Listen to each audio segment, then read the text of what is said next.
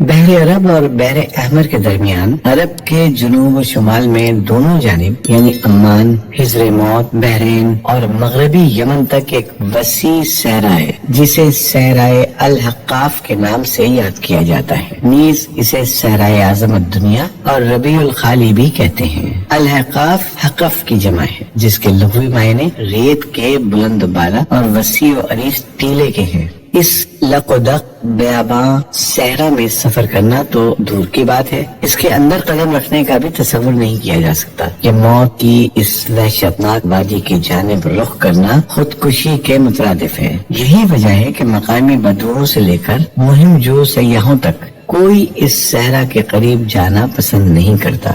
سفید اور باریک ریت کے ہزاروں فٹ اونچے پہاڑوں میں اگر کوئی شے پھینکی جائے تو وہ لمحوں میں غرق ہو جاتی ہے اور ریت کی سطح پر جنبش تک نہیں ہوتی۔ یہ صحرا اللہ بزرگ و برتر کی کھلی نشانیوں میں سے ہے اور اہل دنیا کے لیے جائے عبرت بھی۔ الحقاف نامی اس بھیانک وادی کو دیکھ کر یہ گمان بھی نہیں کیا جا سکتا کہ یہ کسی زمانے میں دنیا کا سب سے زیادہ سرسبز و شاداب علاقہ تھا، جہاں بے شمار پھلوں اور پھولوں کے وسیع باغات، ٹھنڈے پانی کے چشمے، آبشاریں اور بلند و بالا عمارتیں تھیں، جس میں دنیا کی سب سے زیادہ طاقتور، مالدار اور شاندار تمدن رکھنے والی قوم عاد آباد تھی۔ یہ دنیا کے سب سے زیادہ قداور اور زوراور انسان تھے۔ اتنے طاقتور لوگ اللہ نے پھر پیدا نہیں کیے، جیسا کہ اللہ تعالیٰ نے قرآن کریم میں فرمایا، ان جیسی کوئی قوم اور ملکوں میں پیدا نہیں کی گئی۔ الفجر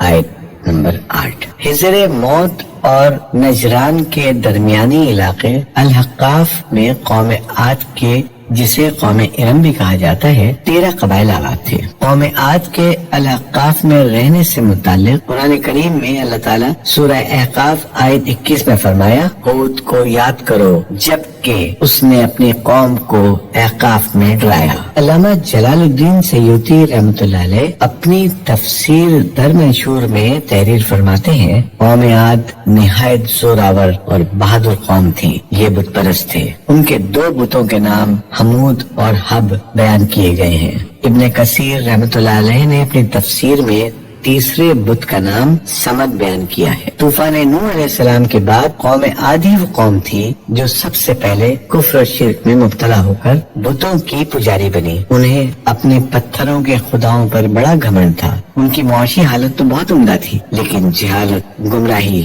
جھوٹ، بے حیائی، باطل اقوال اور فاسد خیالات نے انہیں معاشرتی طور پر تباہی کے کنارے پر پہنچا دیا تھا۔ چنانچہ کفر و شرک کے سمندر میں غرق قوم عاد کی بدعمالیاں جب اپنی آخری حدود پار کر گئی تو اللہ تعالیٰ نے انہی میں سے اپنے ایک نیک بندے حضرت ہود علیہ السلام کو پیغمبر بنا کر مبعوث فرمایا۔ چنانچہ قرآن کریم میں اللہ تعالیٰ کا ارشاد ہے، اور ہم نے قوم عاد کی طرف ان کے بھائی ہود کو بھیجا۔ انہوں نے کہا، بھائیوں، اللہ ہی کی عبادت کرو، اس کے سوا تمہارا کوئی معبود نہیں، کیا تم ڈرتے نہیں؟ تو ان کی قوم کے سردار جو کافر تھے کہنے لگے، تم ہمیں کم عقل نظر آتے ہو اور ہم تمہیں جھوٹا خیال کرتے ہیں۔ انہوں نے کہا، میری قوم، مجھ میں حماقت کی کوئی بات نہیں ہے، بلکہ میں رب العالمین کا پیغمبر ہوں۔ میں تمہیں اللہ کا پیغام پہنچاتا ہوں اور تمہارا امانت دار خیر خواہ ہوں۔ کیا تم کو اس بات سے تعجب ہوا ہے کہ تم میں سے ایک شخص کے ہاتھ تمہارے پروردگار کی طرف سے تمہارے پاس نصیحت آئی تاکہ وہ تمہیں ڈرائے؟ اور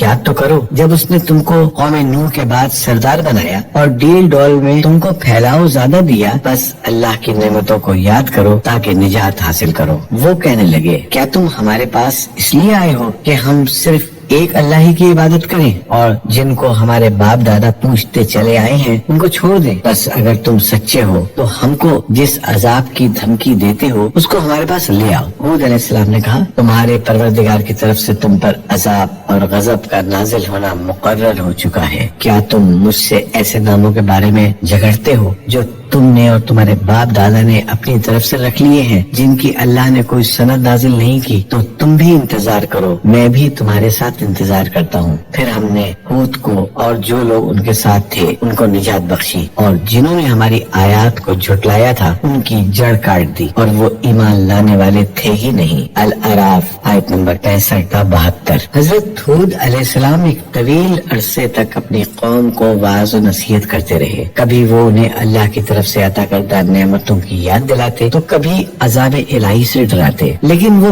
بہرے اور اندھے بنے رہے۔ تاریخی کتب میں ہے کہ حضرت ہود علیہ السلام مسلسل 50 برس یا اس سے بھی زیادہ درس و نصیحت میں مصروف رہے۔ قوم عاد کے 13 قبائل میں سے لقمان اور خلجان نامی قبائل نہایت طاقتور تھے اور انہیں حکمران کی حیثیت حاصل تھی۔ حضرت ہود علیہ السلام نے جب دعوت حق دی اور کفر و شرک چھوڑ کر ایک اللہ کی بندگی کی طرف بلایا تو لقمان قبیلے نے سخت مزاحمت کی اور حضرت ہود علیہ السلام کے دشمن ہو گئے۔ اس کے برعکس دوسرے قبیلے خلجان نے حضرت ہود علیہ السلام کی باتوں پر غور و خوض کیا اور ان میں سے اکثر جلد ہی آپ علیہ السلام کی دعوت کو قبول کر کے ایمان لے آئے۔ حضرت ہود علیہ السلام نے اپنی قوم کو راہ حق پر گامزن کرنے کی ہر ممکن کوشش کی، مگر قوم نے ان کی دعوت قبول کرنے سے انکار کر دیا، تو بالآخر انہوں نے بارگاہ الہی میں مدد کے لیے دست دعا دراز کیے، جسے قرآن کریم نے سورۃ المومنون آیت نمبر 39 میں یوں بیان کیا۔ نبی علیہ السلام نے دعا کی کہ اے پروردگار، انہوں نے مجھے جھوٹا کہا ہے پر تو میری مدد فرما۔ اللہ نے اپنے نبی علیہ السلام کی فریاد کے جواب میں فرمایا، جو کہ سورہ مومنون آیت 40 میں ہے، اے نبی یہ بہت جلد اپنے کیے پر پچھتانے لگیں گے۔ اللہ تعالیٰ نے اپنے نبی علیہ السلام کی دعا قبول فرمائی اور قوم عاد پر عذاب کی ابتدا ہو گئی۔ بادلوں کے فرشتوں کو حکم دیا کہ اب بارش نہ برسائی جائے، چشموں کے فرشتوں کو حکم دیا کہ ان کے ٹھنڈے میٹھے اور شفاف پانی سے لبریز چشموں اور آبشاروں کو خشک کر دو۔ چنانچہ دیکھتے ہی دیکھتے ان کے سرسبز و شاداب کھیت کھلیان سوکھنے لگے اور مویشی مرنے لگے، یہاں تک کہ لوگ پینے کے پانی تک کو ترسنے لگے۔ کثیر تعداد میں پیدا ہونے والے پھل اور اناج ناپید ہو گئے۔ پوری قوم خشک سالی کا شکار ہو کر بدحال اور پریشان ہو گئی۔ یہ سلسلہ مسلسل 3 سال تک جاری رہا۔ حضرت ہود علیہ السلام سے اپنی قوم کی یہ پریشانی دیکھی نہ جاتی تھی۔ آپ علیہ السلام بہت افسردہ اور پریشان رہتے، اور پھر ایک دن انہوں نے اپنی قوم سے فرمایا، جس کا ذکر سورہ ہود آیت 52 میں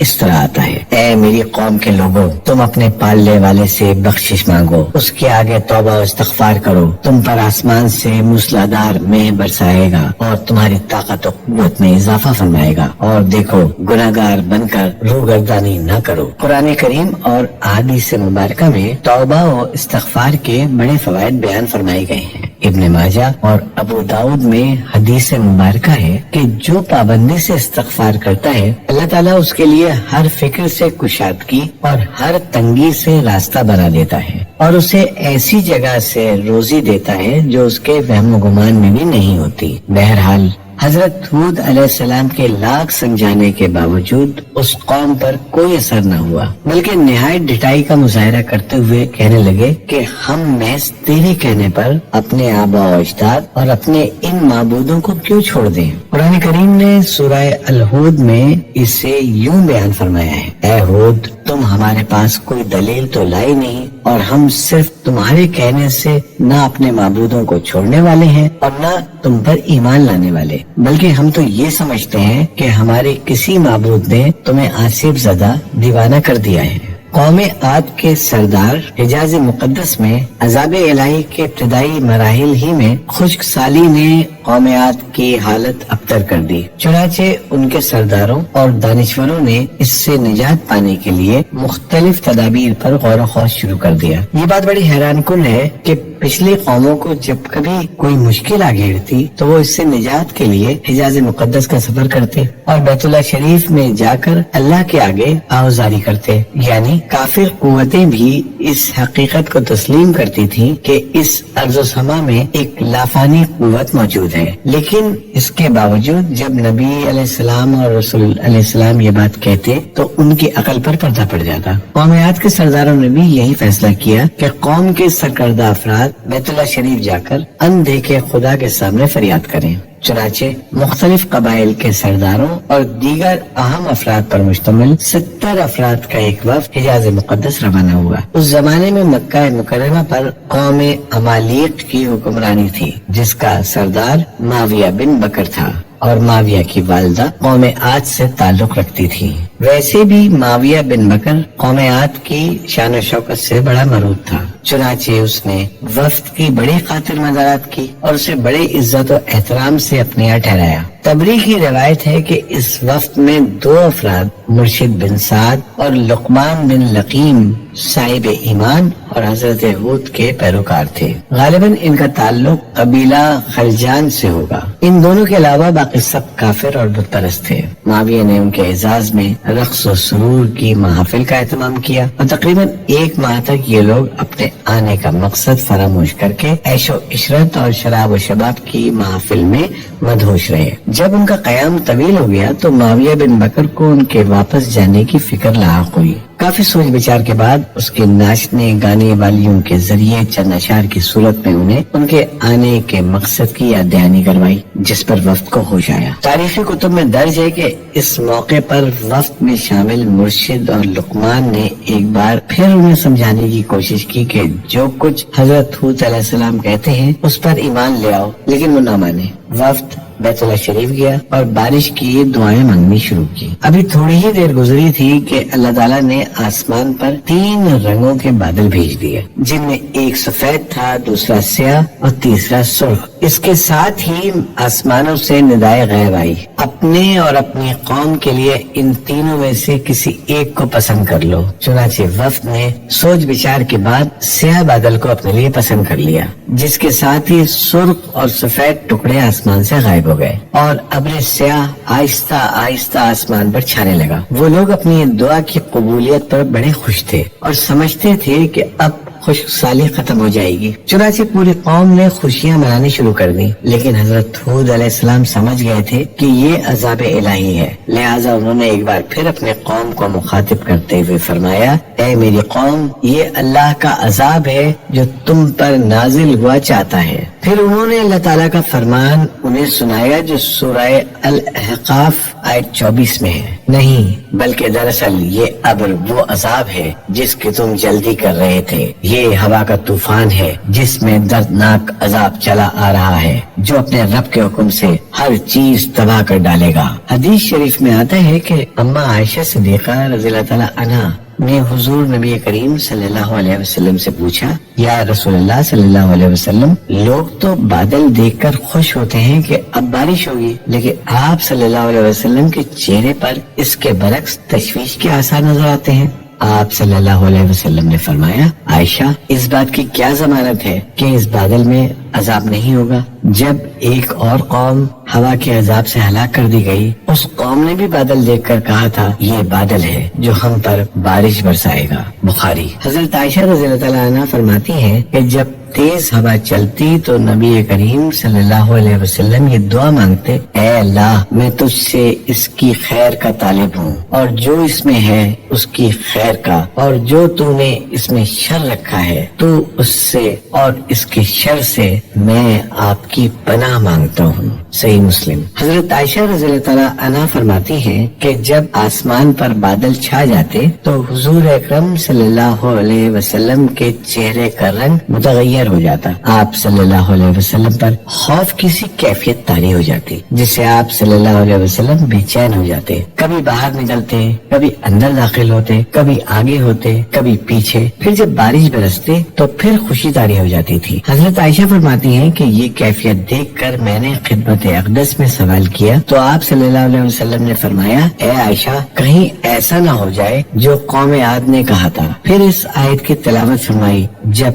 قوم عاد نے اس عذاب کو بصورت بادل اپنی بستیوں کی طرف آتے دیکھا تو کہنے لگے، یہ تو بادل ہے ہم پر بارش کرنے والا۔ ترمذی، ابن ماجہ۔ قرآن کریم میں سورہ الحاق آیت نمبر 7 میں ہے کہ اللہ نے تیز آندھی کا یہ عذاب 7 راتوں اور 8 دنوں تک مسلسل جاری رکھا. آندھی نے کسی ایک کو بھی باقی نہ چھوڑا. یہ ہر ایک کے پاس پہنچ گئی. غاروں کے اندر، پہاڑوں کی گھاٹیوں اور چوٹیوں، گھروں، محلات اور قلعوں کے اندر سب کو فنا کر ڈالا. ابن عمر رضی اللہ تعالیٰ عنہ سے مروی ہے کہ نبی کریم صلی اللہ علیہ وسلم نے فرمایا کہ وہ آندھی جس کے ذریعے قوم عاد ہلاک کی گئی، اللہ نے ان پر انگوٹھی جتنی جگہ کے مثل ہوا کھولی تھی. بس وہ ہوا پہلے دیہات میں گئی اور وہاں کے لوگوں کو اور مویشیوں اور مالوں کو اٹھایا اور آسمان و زمین کے درمیان لے گئی. مسلم. اللہ تعالیٰ نے اس خوفناک آندھی سے حضرت ہود علیہ السلام اور ان کے ساتھیوں کو محفوظ رکھا اور انہوں نے خطیرہ نامی ایک بستی میں پناہ لے لی جہاں عذاب ان تک نہیں پہنچا. وہ امن و سکون سے رہے. اللہ تعالیٰ نے قرآن کریم کے مختلف مقامات پر قوم عاد پر نازل ہونے والے عذاب کا تذکرہ فرمایا ہے تاکہ کفر و شرک اور غرور و تکبر میں مبتلا لوگوں کو تنبیہ ہو. اس کے علاوہ قرآن کریم کی ایک سورت کا نام حضرت ہود کے نام پہ سورہ ہود ہے. قرآن پاک کے 11ویں پارے میں موجود یہ سورہ مبارکہ 123 آیات اور 10 رکوعات پر مشتمل ہے. سورہ ہود مکی ہے. یہ اس دور میں نازل ہوئی کہ جب کفار مکہ کا ظلم و ستم اپنے عروج پر تھا. چنانچہ سورہ ہود میں ان پچھلی قوموں کا تذکرہ ہے جو اللہ کے نبیوں اور رسولوں کی تکذیب کر کے قہر الہی کا نشانہ بنی اور تاریخ کے صفحات پر ہمیشہ کے لیے عبرت کا نمونہ بن گئی. سورہ ہود میں 7 پیغمبروں کے قصص و واقعات درج ہیں، لیکن اس سورت کو حضرت ہود کے نام سے منسوب کرنے سے معلوم ہوتا ہے کہ حضرت ہود کے قصے اور قوم عاد پر نازل ہونے والے عذاب کو خاص اہمیت حاصل ہے. حدیث مبارکہ میں ہے کہ رسول اللہ صلی اللہ علیہ وسلم کی ریش مبارک کے کچھ بال سفید ہو گئے تو حضرت ابوبکر صدیق رضی اللہ تعالیٰ عنہ نے عرض کیا، یا رسول اللہ صلی اللہ علیہ وسلم آپ بوڑھے ہو گئے؟ تو آپ صلی اللہ علیہ وسلم نے فرمایا، ہاں مجھے سورہ ہود نے بوڑھا کر دیا. علامہ طبری کی بعض روایتوں میں ہے کہ حضرت ہود علیہ السلام کی عمر 150 سال تھی. آپ علیہ السلام کو 50 برس کی عمر میں نبوت عطا ہوئی. 50 برس تک قوم کو واعظ و نصیحت کرتے رہے. قوم کی ہلاکت کے بعد مزید 50 برس تک زندہ رہے اور اہل ایمان کو واعظ و درس فرماتے رہے. حضرت ہود علیہ السلام کا مزار تاریخی کتب سے پتہ چلتا ہے کہ حضرت ہود کا مزار خضر موت کے ایک مقام پر ہے جہاں عرب کے مختلف حصوں سے ہزاروں کی تعداد میں لوگ جمع ہوتے ہیں. اگرچہ قبر تاریخی طور پر ثابت نہیں ہے، اللہ عالم.